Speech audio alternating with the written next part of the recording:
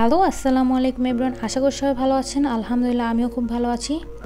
এখানে আমি মুরগির মাংস রান্না করব। তো মুরগির মাংসগুলোকে ভালো করে আগে থেকে ধুয়ে কেটে মাংসের মশলার ভিতরে ঢুকানোর জন্য কিছুক্ষণ ম্যারিনেট করে রাখছিলাম। ম্যারিনেট করতে আমি আদা রসুন পেস্ট, মরিচের গুঁড়া আর লবণ দিয়ে মশলা মাখিয়ে রাখছি।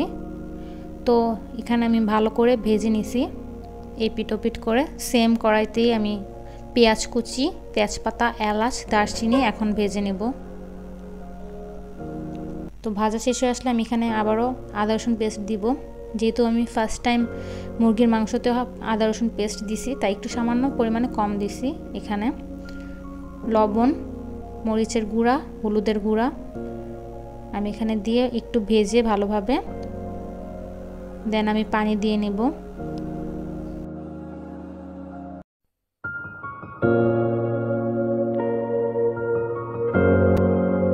মশলাটা কষানো হয়ে আসলে ভালোভাবে যখন তেল উঠে আসবে তখন আমি মুরগির মাংসটাও দিয়ে নিব।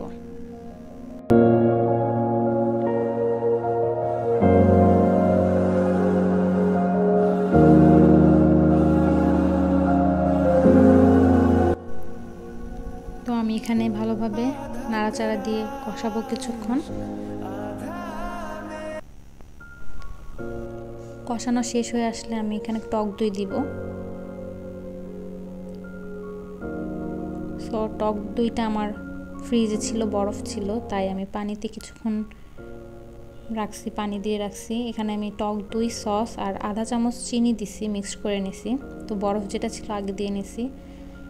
আমি এখন টক দইটাও দিয়ে দিব।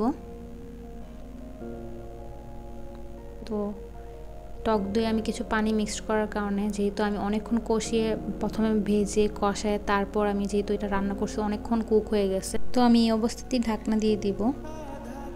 ঢাকনা দিয়ে আমি মাঝারি আঁচেই মুরগির মাংসটা একদম রান্না করা শেষ করে নেব।